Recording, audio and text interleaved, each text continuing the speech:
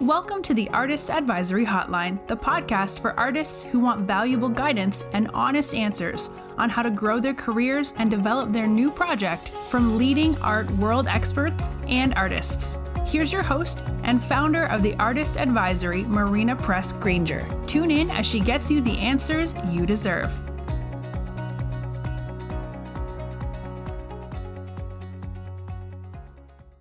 Hello, artists. I'm so happy to be back. Thank you for your patience with me. I was missing you so much. I was sick in bed with that very famous virus that's been going around for like a few years now, COVID. It was really intense, and you could probably hear it in my voice that I am, not fully back. But I feel like Phoebe Buffay in Friends when she was sick and like she sounded so good and like her career blew up in the singing songwriting world because her nose was stuffed. So that's how I'm going to pretend I am right now. So today I have an interview for you with the artist Katie Southworth, whose painting Atatakami is in the exhibition The Feminine Divine, which is one that I curated. It is a group show at the FORMah here in New York City on the Lower East Side, and it's on view through tomorrow. Tomorrow is the last day, and I cannot believe that it has been a whole month. It's been such an amazing month. We've had so many programs throughout the exhibition. It was just like so good. And it has been such a wonderful experience curating. I cannot wait to do it again. And I cannot thank the gallery and the gallery owner enough for being so amazing to work with. I feel like the gallery owner is now one of my best friends because we have been in contact every single day. She is so cool. And so, yeah, it's been so much fun. Now, I always say that whatever it is that you like doing, just do it. Show us that you're doing it, post it to your socials, tell everyone that you're like, hey, I'm doing this thing. Now, how does this apply? What do I really mean? It's like when you are putting together, when you have your work up in an exhibition, and let's say you don't have a gallery yet, but you want to be in a gallery, post about being in that gallery all the time. People will see that you like doing it and they'll give you more of those opportunities. And if you don't yet have an invitation to be in a gallery show, you can always create the illusion. Well, I don't mean like tell people you're in a gallery when you're not, but you can put up an exhibition in or make your little like Instagram wall that I like to say that everybody should have. Every artist should have like an Instagram wall where they can photograph their work hanging gallery style, not salon style like I have it over here, but gallery style. So it looks like you're in a gallery. And you could even, hey, it's not thirsty to put up a picture of your work hanging gallery style and say manifesting a gallery show. It's totally okay. Like if you asked me 10 years ago if this was okay, I'd be like, no, this is so weird. But we live in the brat age, right? We live in and for those of you who may not know what I mean, it's about a Charlie XCX album. And yes, I know I'm a millennial, but it's cool. We're all brat. So anyway, we're going here. So what I would say is just telling the right people that you're up to doing the thing that you want to do, that you want to do more of. It has been so fun for me because I'm like, actually, I really like curating. And so I happened to tell the right person who invited me to curate another exhibition. And this is how it happens. I am now curating a show. Sometime, we haven't picked the exact time yet, but sometime late 2025, early 2026 in a major art gallery in Virginia, and which is so incredible. This gallery is so huge, both figuratively and literally, and I cannot wait. But I'll tell you more about it when we get to the thing. So, anyway, whatever it is that you love doing, just do it. Just do more of it. Find a way to do it. Don't find excuses that it won't work, that you can't do it. So hopefully it's clear and I don't have like, some weird COVID brain situation here. Anyway, okay. So I also gotta say I have been on cloud nine. Oh, I love, love, love working with my students inside the Artist Academy. It has been so fun. We did our first live Q&A about 10 days ago.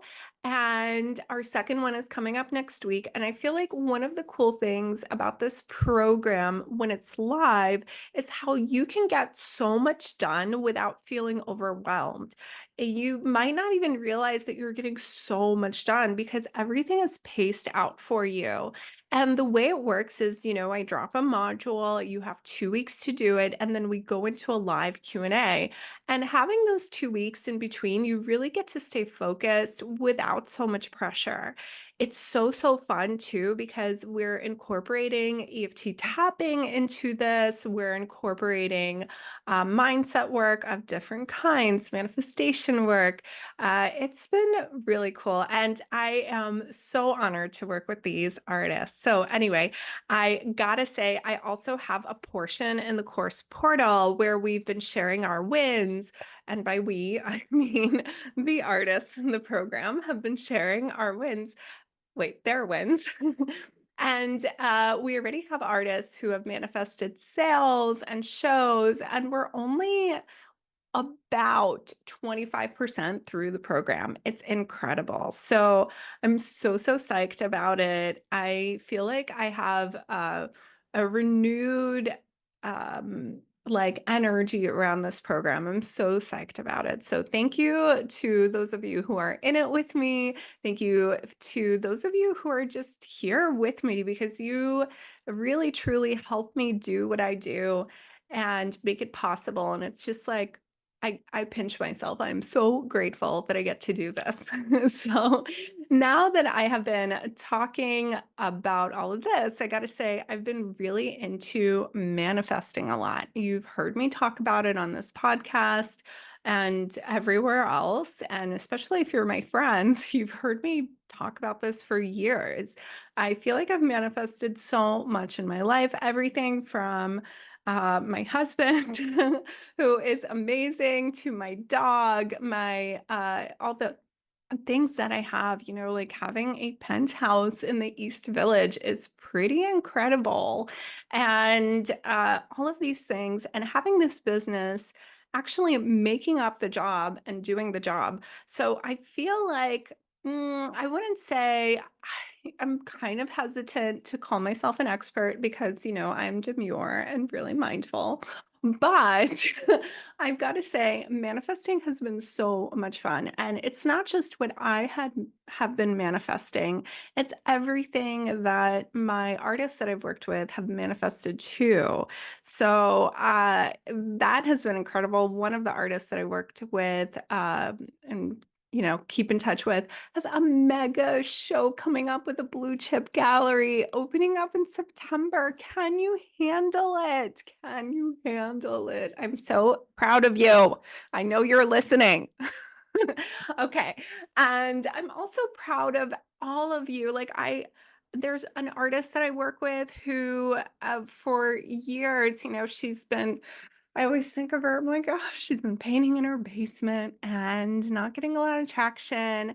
And through working together, she got really incredible feedback from a gallery owner who was just like, I love your work, but I can't show it. It doesn't feel contemporary. And because she's a realist painter. So together we were like, okay, well, what you could do is you could use contemporary objects that are very much contemporary, like a very famous designer vase or scarf, like from Hermes or something, right? That screams 21st century or 20th century and not super historical. So, which is very much like her technique, which is traditional. And I'm so proud of you. I know you might be, I feel like you're listening. And I'm so, so proud of you because she is on her way to a full blown collaboration with a contemporary designer. And this is just to show that everything can happen in so many different ways. I'm also incredibly proud of like all of you. I get so many great messages. I want to give a shout out to, I feel like I did this on the previous podcast, and I want to keep everyone kind of like private ish. But I'm so impressed with, for example, one artist who I remember coming over her studio years ago and thinking, how is it possible that her work's not in a museum? And now it's in an incredible group show in New York City. I know you are listening. Congratulations, and you know who you are, and I'm just so impressed. Okay, so moving forward, you know I've been talking about manifesting, and here's the thing. I am in the process of creating the MFA program of your dreams. Now, that's the mystical MFA program. That's not really Master of Fine Arts, but rather manifesting for artists. MFA stands for Manifesting for Artists. And this is truly where the magic happens. And I cannot wait to launch it. So, the idea here is that we use mindset and manifestation work, which goes hand in hand. So, you can really get to the next level so you can actually do the thing that you've been wanting to do for years and you're wondering like how come I feel stuck, how come I'm not doing it. A lot of the time it's that mindset work, and I gotta say the artists that I've been mentioning, all of them had a huge massive mindset shift, and you can have this too. So if you're ready to quantum leap into a new reality and become the artist that you've always wanted to be sure to hop on that wait list for MFA, Manifesting for Artists. I'm linking it below. And I know that there are so many of you who have done the Artist Academy and you're like, well, what's the next step? This would be the next step. And it is such a good I see my COVID's coming up. It is such a good thing to do if you are really thinking like, how do I move the needle finally? This is it. All right. So, speaking of which, let's talk about finally things. In December, the final month of the year, this will be the third year in a row that I will be doing a retreat in Miami. Now, during this retreat, you'll really get to experience the breadth of the art world firsthand and really get an idea of where you fit in, where you want to fit in, and how to get there. And also, like, if you ever wanted clarity on pricing, this is the place to get it. I have one of the first years, one of the first, there were only two other years, but one of the first times that I did this retreat, an artist came who has been working for over 4 decades and has been really unclear about all of these things and got so much more clarity from this experience. We have artists who are just starting out and artists who are also in like have been in it for a few years, for maybe a few decades, and they come to this retreat. It's been amazing. So here you really get that firsthand experience, and it's a truly transformative one as well. So this year, this retreat is going to be a little bit more intimate than the past. In the past, we've had nearly 10 artists join us, And this time there's only 4 spots, and it's going to be a mix of a one-to-one program plus the retreat. So we'll have 2 one-to-one calls. That's me and you ahead of the retreat, where you get to make sure that everything is ironed out because on this retreat, you'll be meeting people. So you want to make sure that you know how to speak about your work really well, you know your pitch down, your website is all uh, done properly and like presenting your work the way that it's meant to be presented. So online, you come off as the artist that you want to be because this is so important. People will meet you, but then they will find you online, and that's where the follow through happens, right? So these 2 calls are super helpful and so amazing to do, especially because they're so focused on you, right? So that's an option, or it is part of the retreat program. So we'll have those 2 one-to-one calls, and then we'll spend 2 incredible days in Miami together. But before we do, we're also going to have a group call with everyone just to set our intentions for the trip and really get to know each other. So then we're going to have 2 incredible days in Miami. We'll meet up for, this is what's going to happen. So in Miami, we meet up for a really cute morning beverage, whether it's coffee or matcha or whatever. We'll peruse an art fair, and I'm going to choose the art fairs based on the artists who enroll in the program because I want to make sure that we're going to the art fairs that make sense for you. So we'll go to an art fair, then we're going to have a lunch, an intimate lunch with a curator. And then we're going to visit another art fair together. After that, we're going to have such an amazing, fabulous dinner that is going to be so memorable. It's just going to be you and I, all 5 of us. It'll be so, so cute.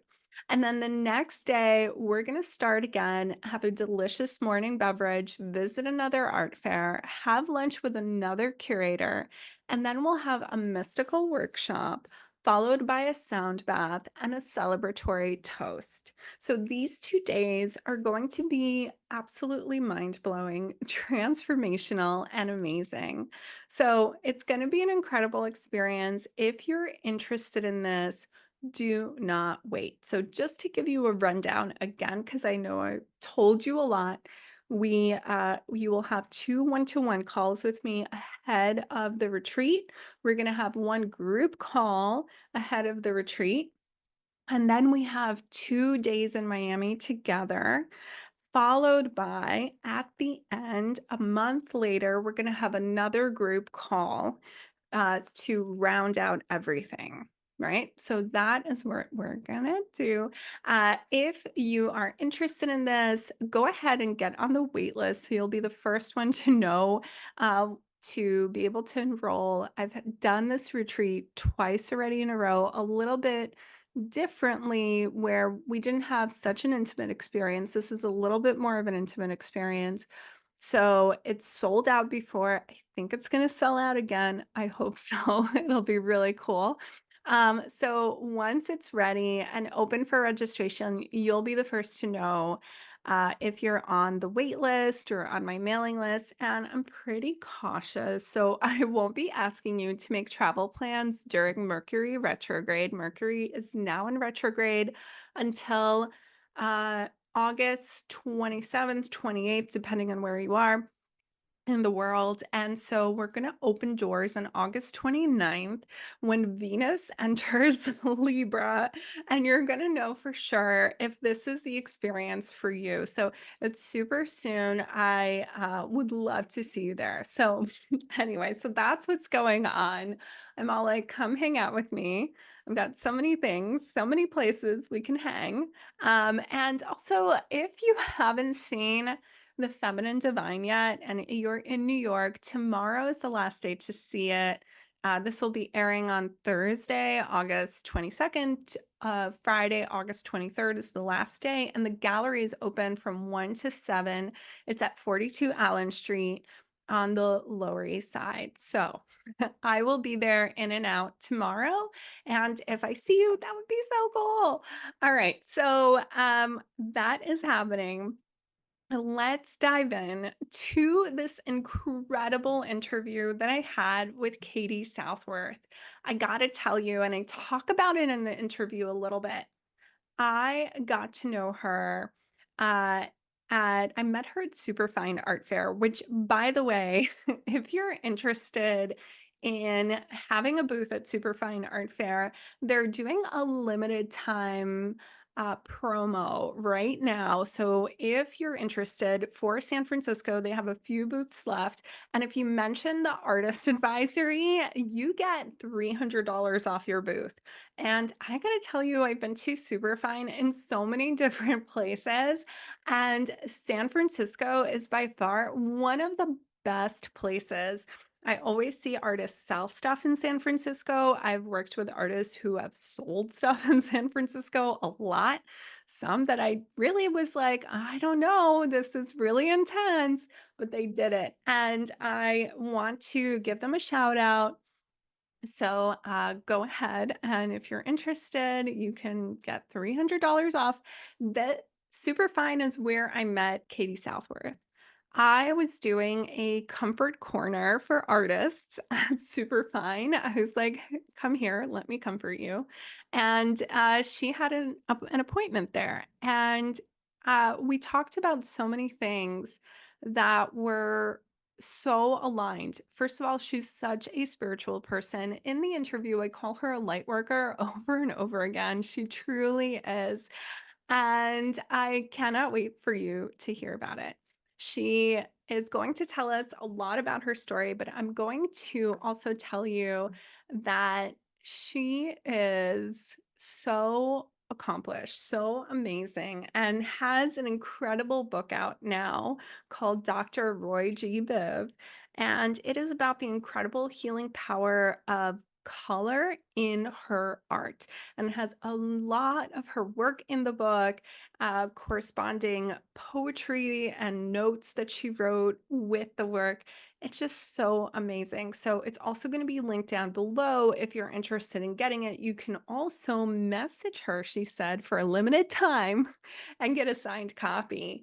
So anyway, let's dive into this interview. And thank you so much for being here today. Hi, Katie. It is so amazing to have you on the hotline to talk Oh, about yourself, your journey, and just like having you here is like this bright light. So thank you for coming on. thank you, Marina. You know how big a fan I am of yours. I'm so grateful for all the work that you do, and of course, grateful to just know you as a person. So it's so fun to chat with you today. Thanks. Thank you. So, for our listeners who may not know you yet, would you tell them a little bit about what got you started painting the way that you do, and maybe like your entire journey of starting as an artist? When did you decide to do that, and Mm. all of that? Wow. Whew, how to In a put this brief nutshell. in a No nutshell. pressure. Of course. Well, I would say that art's always been a part of my life, but until college, it was kind of like a sideliner. And I went through a pretty significant life change in college with losing my mother, unfortunately. And that's when painting became really, really meaningful to me. It became a healing method for me. Um, I figured out my voice and kind of what I wanted to say with my art. So it went from a hobby to a real purpose-driven thing. Um, then I started sort of my life in the working world. I chose education as a career pursuit, and painting went on the back burner for a little while. Then the pandemic entered the scene, and it sort of forced, I think, all of us to take some time and think about what gives us meaning and purpose in life. And not only that, my own personal mental health started to decline a little bit. And that's when I decided I needed to bring painting back into my life. And that's when it took off as something that became not only healing for me, but became healing for others when I started to share it. Yeah, and then the pandemic gave me a little bit of time to figure out how to turn it into a career, and none of this was my plan at all, but it's Well, just this wild journey, and I've leaned into it. yeah. Mhm. And for our listeners who may not know, Mhm. would you describe a little bit about your work? Like, what does it look like? What is your intention behind it? Sure. So I've always been drawn to color. I love its complexity. I love its possibility, and I love how many things you can have it mean. So it, my work is, I like to say that the through lines are I'm always working with bright color, minimalism, and vertical line. So I'm always playing with those three sort of key players. And from there, a lot of different styles have emerged. But I'm always trying to um, bring them together in a way that brings a little bit of uplift, a little bit of peace, and a little bit of room for uh, internal meditation and just a moment for pause. Yeah. Yeah. And you recently published a book about your I- work called Dr. Roy G. Biv, Yeah. Healing from Trauma, One Colorful Painting at a Time, An Artist's Journey to Hope and Joy. Could you tell us Yeah. a little bit about this book?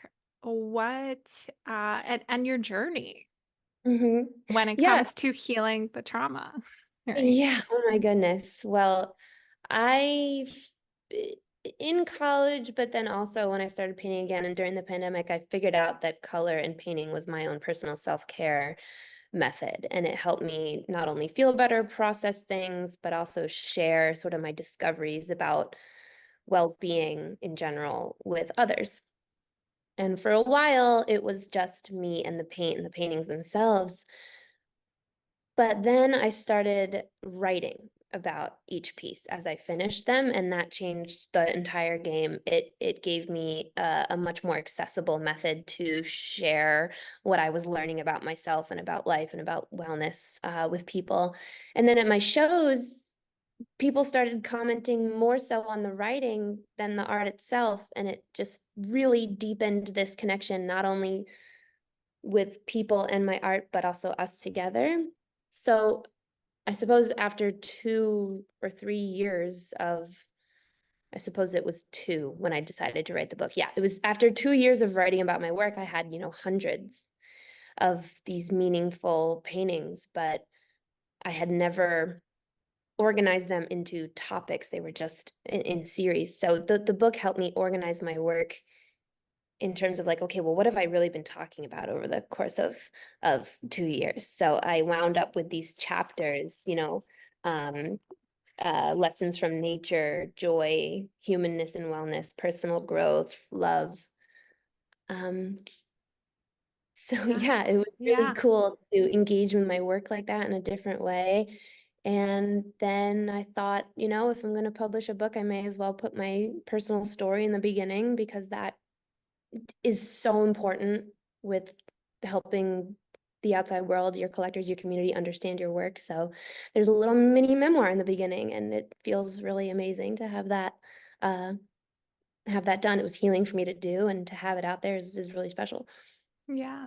I remember when I first met you, I felt like you were so tuned in, just also spiritually. I see that in your work as well. And Thank so you. they're to those of you listening, they're also kind of, I think of them as almost like reflective color field paintings. Mhm. Yeah. And there are, like Katie said, so many different sort of variations of them. And there's something in the color. When you look into this color field, you kind Mhm. of attune to that frequency of the color and you start to feel a certain feeling, right? Is I that love how the way you, you said that. I yeah? love the way you Okay. said that. Yes. Cool. And so when you are working with color, tuning into those frequencies, like looking at that color, you start to heal certain parts of your body, right? We think about like the chakra system and how the chakras there's one, each of them correlate with a color, or, like your root is red, your third eye Mhm. is purple, right? Your throat is green, right? Funny. Is your throat green, or is your heart? I should know this. Or is I is was your gonna heart say, green? I don't know. I'm kind of like melting under this New York sun right now. So I don't know if I can focus 100%, but I'm working on it.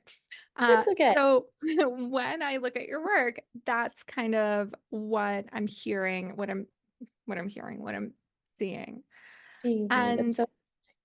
I want to know if there are certain ways that you have used color to heal. Yeah. I will say that I didn't quite know that that's what it was doing when I first started practicing with it.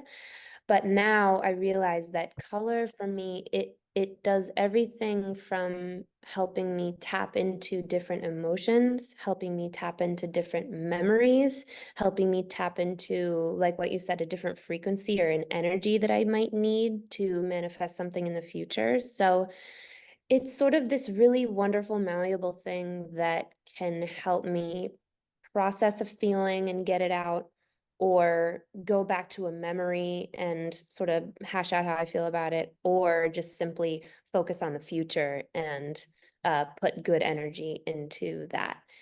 And it's really interesting the way, like hearing your interpretation of how you feel about my work and what you see and feel when you look at it.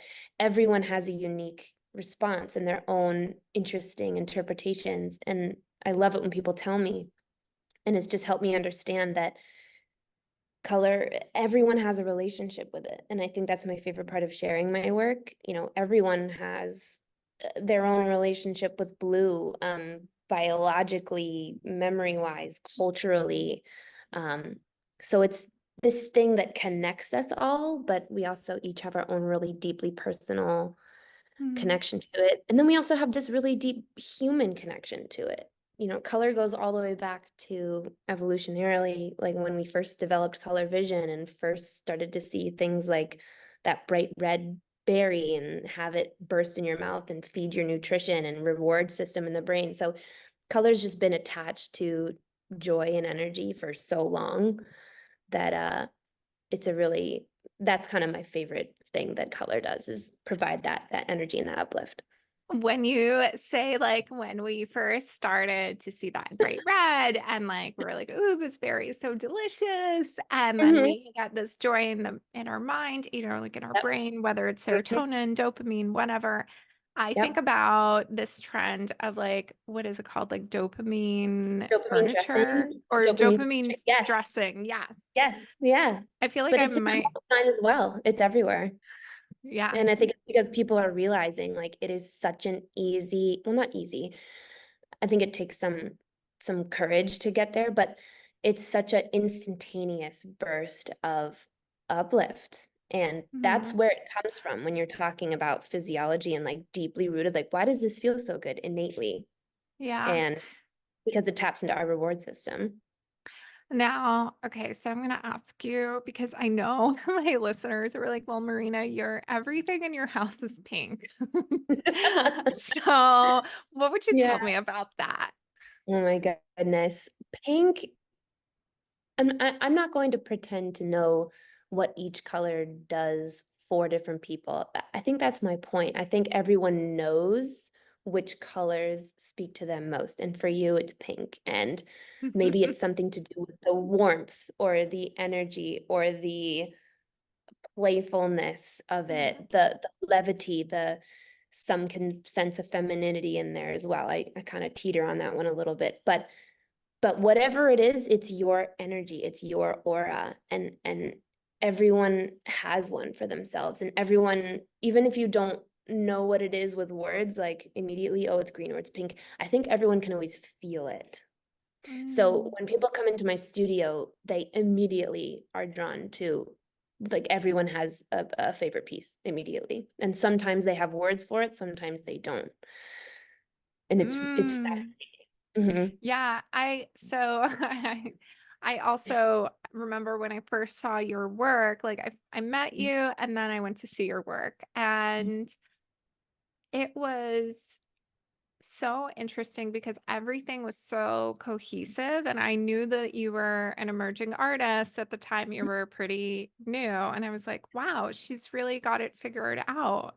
And I think the big part of that is the intention behind your work, like Right, how color affects our mood, how it affects our psychology, and how you also found it helpful personally, I guess, healing right, from your trauma. And right, so now you do this work that explores color and gives everyone their own connection to it. right. So, when it comes to your personal connection to color, can you tell me a little bit about that? How did you first discover that it was healing? So I can tell you about one specific moment that I would love to tell. But first, I'll say that I think color itself spoke to me because of its sheer complexity. I've always been drawn to things that are very complex and difficult. I think it's why I loved gymnastics when I was a kid. It's why I loved studying psychology and the brain and humans. It's why, like, one of my hobbies is golf.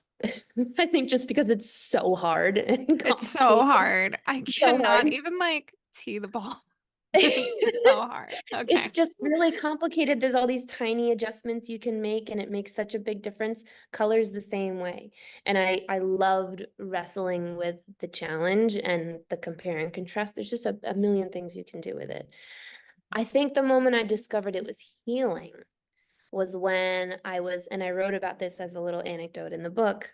I was working with this pink and orange painting, and it was just giving me hell, and I could not figure it out, and I was really stuck on it. I was probably staring at it for upwards of an hour before I just all of a sudden burst into tears. Just cathartic, the kind of cry where you just, it feels like almost like throwing up, but in a good way, and you feel fantastic afterward. And it took me a while to figure out why, but once I did, I realized that it was completely my mother's energy coming Wow. through the piece. You talked about Pink a little bit. She had that same sort of bubbliness and fun and warmth to her, but then she also just had this kind of calming, peaceful energy sometimes too, like a deep orange. And she loved them in real life, like she would wear them and be happy when she was wearing them too. But I don't know, it just felt like her warmth and love coming through the piece back to me, and it was very spiritual. So thank you for your compliment on that my work feels spiritual, because I do feel like I became a more spiritual person once I discovered this practice. So I do feel like her energy and light in general comes to me through every piece, regardless if it's pink or orange or not. But yeah, that's when I realized the real power of it, like this huge emotion coming out of my body just from these colors that were just lines, that there's a lot of people that when they first look at my work, all they see is color and line. And you know what? That's true. That's what they are. But if you sit with them a moment and challenge yourself to let it affect you, as you said, it really can be quite powerful. So, um, Yeah. I feel like I want to say something that is really could be considered out there, but I'm go gonna for it. keep an We love open it. mind. Okay. Yeah. So, and I'm hoping you guys listening are gonna keep an open mind about this. But here's the thing. There is something about color frequency. It's when we see color, it's literally like a wave It of is. energy. Mm, And it's a wave of energy. Like we can't actually see the wave travel to our eyes, but it's there. And that frequency with which it travels can travel throughout space, the mhm. universe, everything, right? Like there's so much in there. It's really very complex, as you say. And when, so I had my grandfather who raised me, so he was like my dad to me.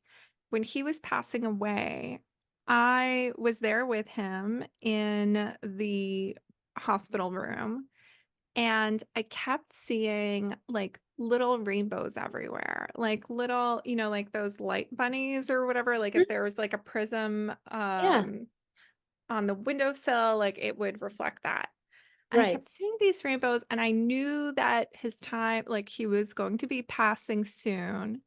And in my mind, this is how I was like, oh, like his guides are coming to get him and they're taking him through the light. Like Mm, that's how he's going to travel to the next, his energy is going to travel to wherever. yeah. And to all the, skeptics out there, and for those of you who watch like X-Files, I am both Scully and Mulder. So, um, I think that when we look at what the universe is, we are akin to like an insect looking at an iPhone. There is no way we're going to understand the universe in No, total and how it functions. It's just beyond our comprehension. true. So maybe when I think this about light, I'm literally like responding Mhm. to an iPhone dinging, and I'm like, oh, every time it dings, I get, whatever. But like an insect responding to an Mhm. iPhone dinging, but who knows? And so I just want to say, like, that's my interpretation of the power of light. So Yeah, it yeah, is so cosmic and weird and powerful, and like we can try our best to understand it in as much as like, just simply knowing that color exists because of light, and light is energy, and energy is joyful, and joy makes life worth whatever. You can make all those connections, but there is totally like a metaphysical, cosmic, spiritual quality to it that also I feel like I'm addicted to, and I keep yeah. tapping back into to see what happens. I also gotta say, like, I feel like you've been so successful. Like, of course, I'm gonna knock on wood, Uh, like I don't Yep. um, but I feel like it's because you're so aligned with what you're doing, and like the universe is opening it up for you. Right. And I Thank you. think that a big, big part of that is how honest you are and authentic you are with your intention.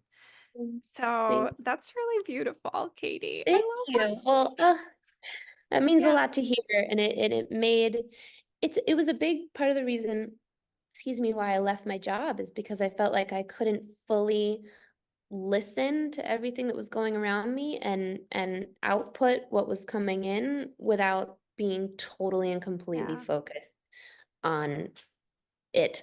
And writing the book was definitely a powerful catalyst in that, forcing me to sit with all my memories and my journey and really hone in on everything that's happened and all the alignment. So yeah, I do feel very lucky to just kind of have the universe on my side with all that. But I do think it's, yeah, anyone that's out there willing to sort of lean into their purpose and alignment and just lead with authenticity and intentionality, it'll happen as well. Yeah. Um, yeah. Yeah. Oh, so good. So I have like so many questions I want to ask you, like, Fire but away. maybe, okay, so this is going to be like a quick rapid fire round. Cool. Lightning But round. I like, love it. yeah. So when you left your like day job, what Yes. industry were you in? So I was teaching elementary school art in Boston Public Schools. I loved that job. It was a dream job when I left college, and I loved so many parts of it, but it also got very challenging and different when the pandemic hit. Um, but I still do feel like I was sort of in the business of healing and fostering a more positive future, just in a different way. So now I'm just doing it in my own way. And when you left your job, did you like, how did you decide to leave the full-time job?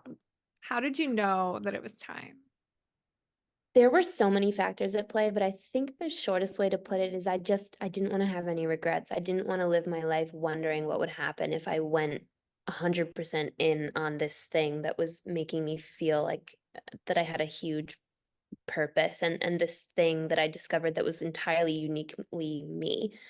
I didn't want to wonder what would happen if I missed out on doing the job that only I could do versus putting my own spin on a job that many can do. Ooh, So, ooh, oh, that's so good. Okay. yeah. And from when you started to take painting, like, I don't want to say like seriously. I feel like we all take Mhm. painting seriously, like when we're doing it. Right. And when But I anyway. say we, I mean you guys, because I don't paint. I only paint the furniture that I like Always pink. thrift. I'm like, "Ooh, I'm gonna paint this pink." Anyway, but uh from when you started to make work like more consistently to when you went full time, like when you left your Yes. teaching job, how long was that? What's like the time I range? think so. I was painting seriously and doing my job at the same time for about a year and a half. Yep. February 2020 is when I got the keys to my first studio, a month before Oh, the pandemic. wow, Yep. like Yep. great timing. It's all divine timing. It's all chronicled in the book. It blows me away every time. And we finished that school year, started the next one, and I finished that school year 2020 to 2021, and then I resigned in August 2021. So yeah, a year and a half of doing both, but Mm. then since, yeah, doing Oh, more work and so being full time, good. that's when all the writing started, and that's when I really Yeah, felt dialed yeah. in. So Mhm. when somebody acquires one of your paintings, do they get the written portion of it too? Oh, How does that look to them well, when they get it? How is it it's like written funny. on the back, or do you I give them I like a usually, letter? yep. I usually take the little, statement that is always beside it and place it on the back for them. Some people have requested it framed in a little thing for the side. Other people are simply happy to reflect on it in the book, or if it is in the book, or I usually try and post them on Instagram. They're always on my website. Some people are content with that. Other people, it's funny. Other people, and I don't take this personally or mind this at all. Other people don't want it or ask for it or connect to it at all. Some people simply Mm, connect with the piece itself and pay almost no mind to what I've titled it or written about with it. They want it to yeah, exist for them. And I kind of love that. yeah. It That's gives what I them like always ownership over the right. interpretation. Absolutely. And I love Mm. it when people do that. And that's what I originally thought I or expected everyone to be able to do, but I couldn't have been more wrong. So many people have been able to connect more deeply with it once they've read my thoughts on it. It makes them so much more open and willing to provide what they feel about it Oh, afterwards. that's so good. I actually found one that I really want to read out loud. So Okay, this which one? correlates to the painting Silver Linings Oh, right here. yes. And it's in the Mhm. Loss and Adversity series. So do you want to read it to us? Is it easy for you? Oh my Or gosh, do you go want? for it. No, Okay, please. okay, okay. Please go for I'm like so excited to do this. Okay, so never underestimate the benefit of looking for the silver linings in tricky situations. You don't have to take the lemons as they are. This painting started out looking very different. I tried a new technique that didn't work out at all, and I hated it. After a long break, I decided to see it as an opportunity and I took it in a completely different direction. I wound up loving the result as a whole I wound up loving the result a whole lot more than the original plan. Just goes to show, often the silver lining is more powerful than the adversity. it. I love this message so much. Thank Ah, you. It's a favorite. ah, okay. Katie, you are a light worker, literally. Aw, So- that's so nice. Oh, thank you for saying that. I definitely So, feel like a light chaser. yeah, well, it's non-linear. It's circle. It chases you back. Oh, Um, so that. another question for you is, when it comes to like that moment that you mentioned in this like silver linings, the text Mhm. around that painting where you're like, you felt stuck with the work. You're like, oh, I don't know, like, what should I do here now? What how do you get out of that stuckness? What do you do? Do you work on another painting? Do you go for a walk? Like, what is your method to get unstuck? Great question. And sometimes it takes different forms, but I think the one that always works the best is just time, like taking a step away from it. Whenever I rush into decisions, it almost never works out. And it's one of the parts of my process that I love to hate and hate to love because it does slow down my output and my quantity of pieces generation or whatever, like this time I have to take to really make the best decision.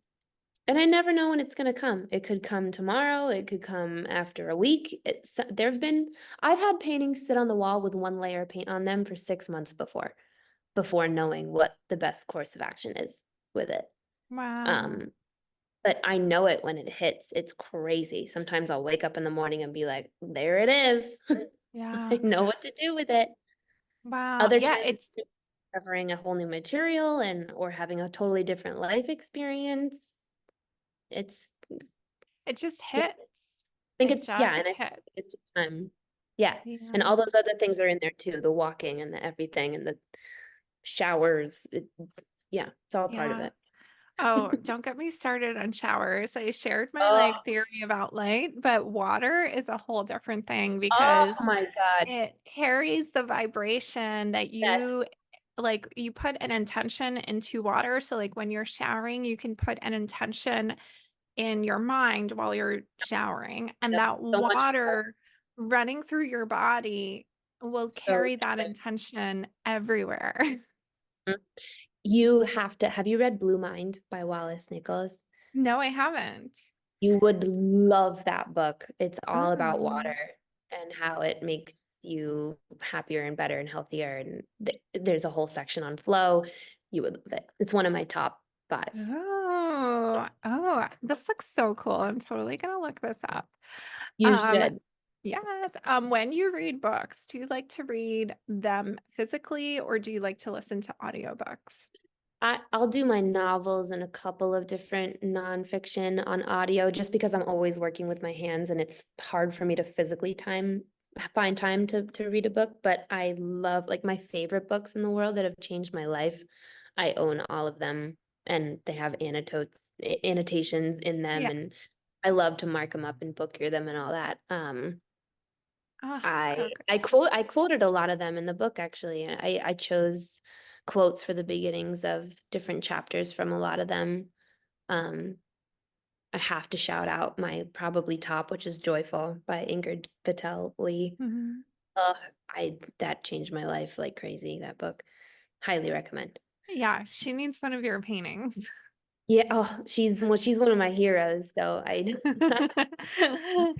am Yes. slowly manifesting meeting her, talking to her at some point. Oh, It'll happen. wow. Yes, absolutely.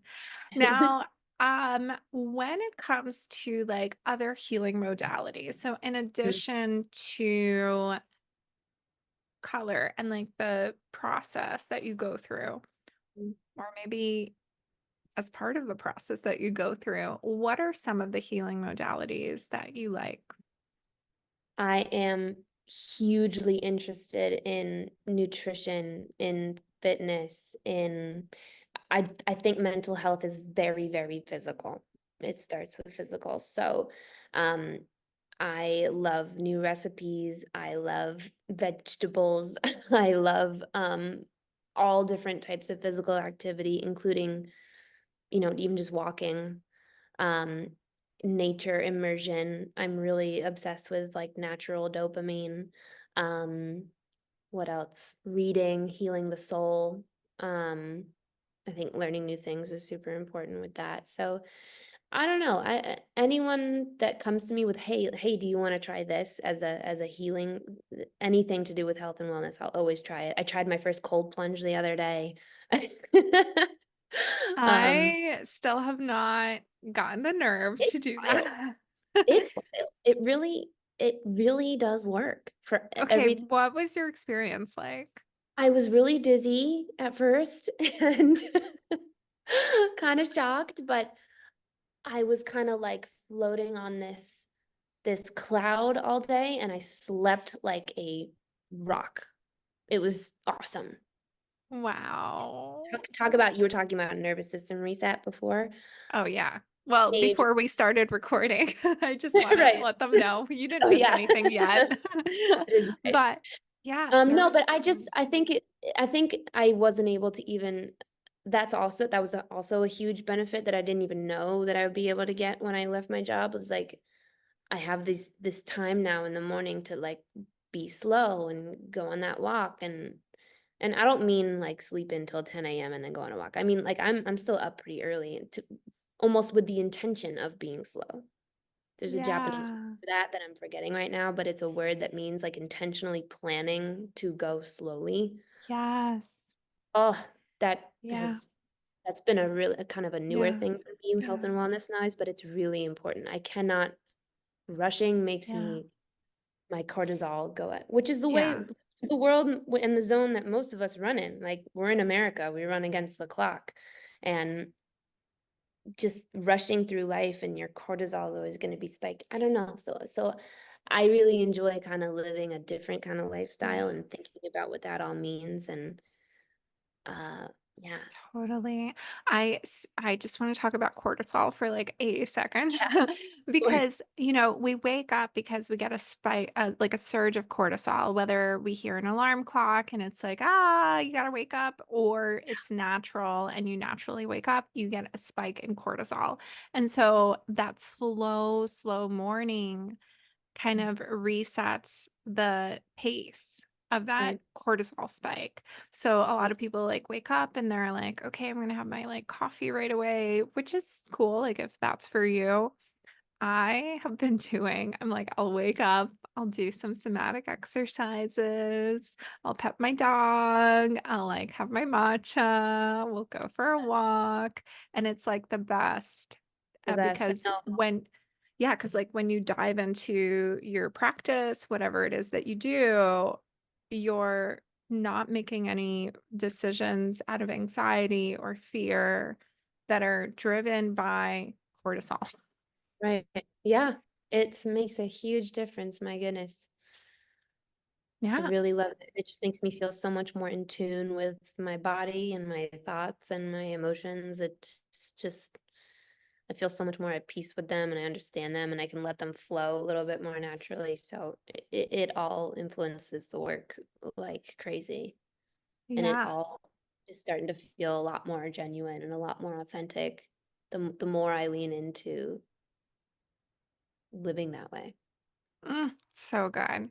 So, speaking of authenticity, curious to know what is your astrological sign and if you know your sun, moon, rising. Oh, well, I don't know quite the whole picture, but I am a very proud Aquarius. I was Yeah. born on February 14th, on Oh my Valentine's Day. God. Mhm. Oh, I do know cute. that I was born in the evening, like somewhere around 6 p.m. So I don't know what that, Mm, but okay, very cool. very But soon. yeah, that is cool. Aquarius. That totally makes sense that you're, I don't know, I really think of you as like a light worker, and that makes sense that you're an Aquarius because they're so airy and Right, we're air sign. ethereal. Yes, Yeah. Which is very. kind of deceiving because it's I Aquarius. So know. you're like, are That's you a water sign? what but no, we're air. Yeah, Yeah. Oh my gosh, so good. definitely. So Mhm. what was that? Sorry, we didn't hear you. I think we're ambitious and loyal and stubborn. Yes. But Oh, so good. And I always think of you, like my Aquarius friends, as very in tune with their emotions, yeah. which is interesting. Like they will feel the feels. And I find that so, I don't know, I find that so inspiring. I'm a Yeah. Sagittarius. I have one emotion. I'm like on one side of the emotion wheel. I'm like, I'm always happy, and that's it. Right. You know, Right. It's so funny. And that's it. that's all. Yeah. So I do feel a little bit, I love that thing that, like in a family or in generations, every once in a while, someone comes around who is ready to feel everything. And I definitely feel like that's me. Like I feel things just really big and I can't keep them in. That's why I ah, feel like all this. so good. So, Katie, I was wondering if you could tell us also what's coming up for you in the near future and where we can learn more about you and where we can buy this book. Oof, good questions. Where to buy the book? It's only available on Amazon right now, but it is in hardcover and paperback. Currently working on getting it into a few local bookstores, and you can also reach out to me directly and I can send you a signed copy. Um, but the best thing is, yeah, Amazon right now. And future directions, I don't know. I mean, listen, I've gotten pretty used to like going with the flow of the universe these days. Of course, I'm gonna always be creating new work, but for right now, I'm leaning into where the book is gonna take me. I don't know where that is, but I'm open to whatever comes my way.